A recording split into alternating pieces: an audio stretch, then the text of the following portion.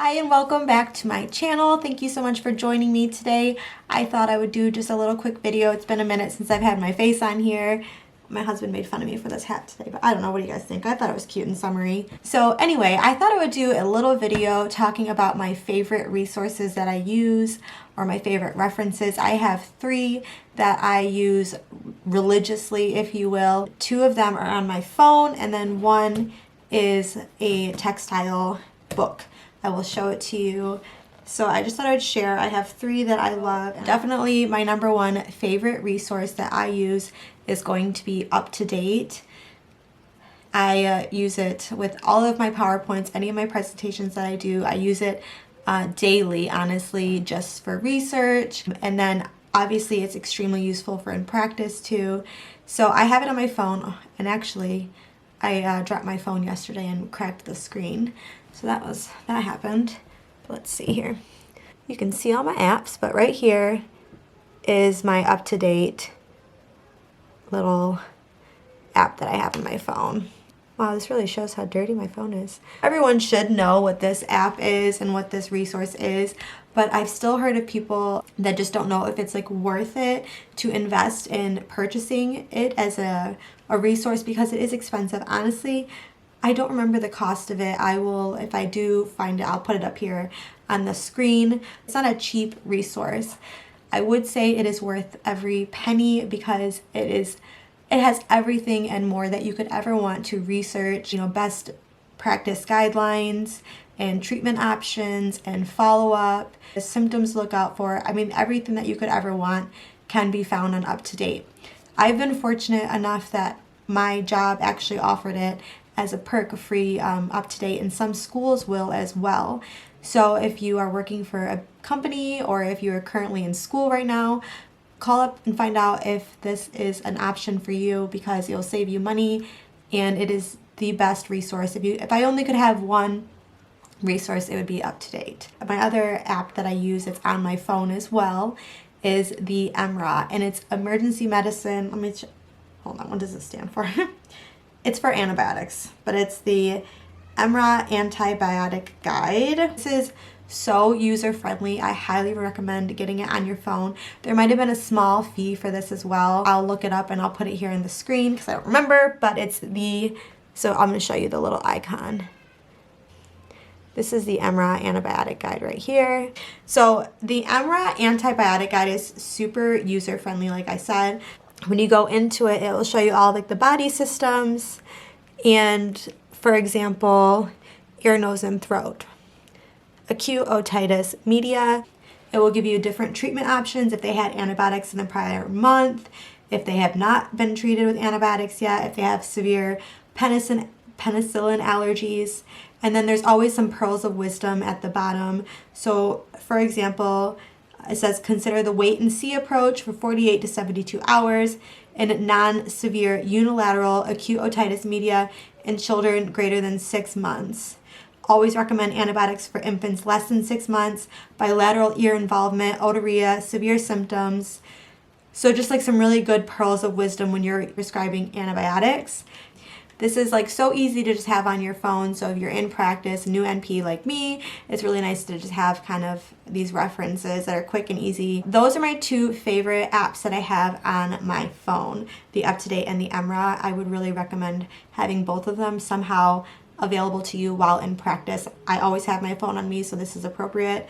But if you carry around, I don't know, your iPad or Mac or whatever it is, put it on there, something that you always have on you. This is nice too because you can obviously slip it in your pocket and don't drop it like I did yesterday.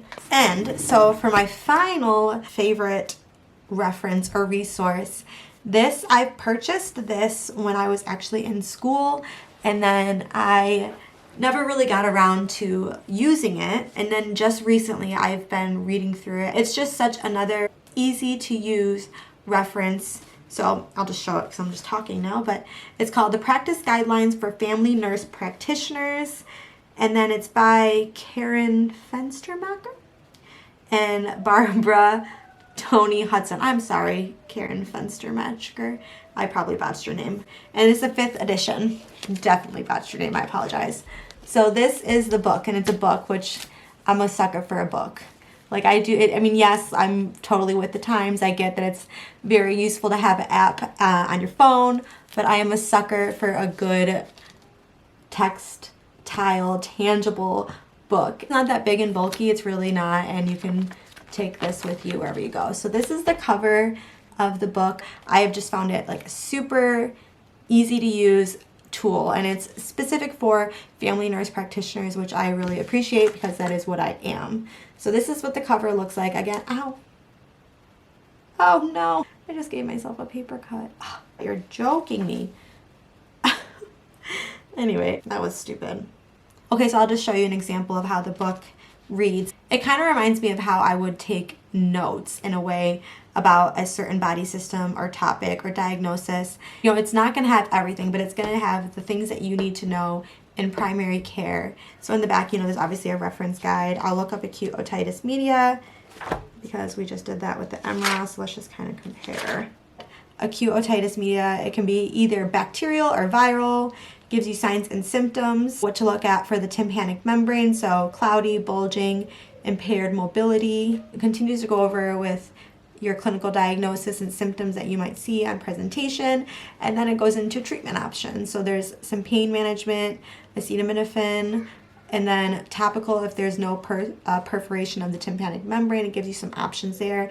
And then antibiotics. You should be treating them with 5 to 7 days if they have a mild illness, 10 days for a very severe illness, amoxicillin with clavulanate, Ceftonir. So it gives you options, and then it says refer to ENT if the symptoms do not improve.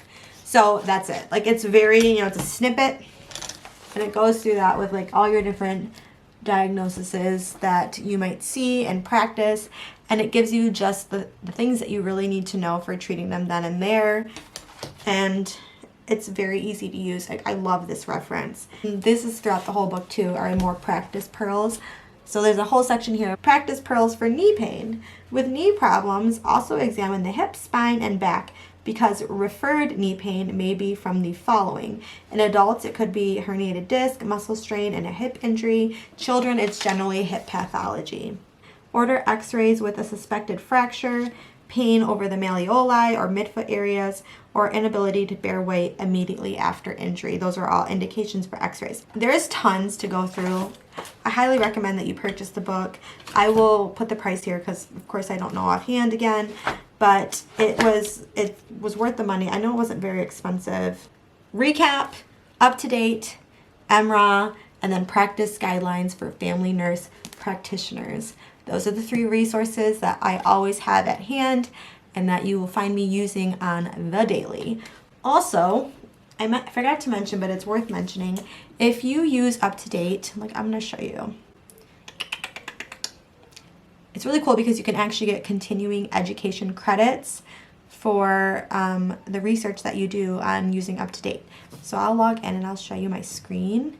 Oh my gosh. The thing is, the one bummer I would say about the continuing credits is that it's like tedious when you are downloading your credits. So I'll show you. Let me grab the camera here.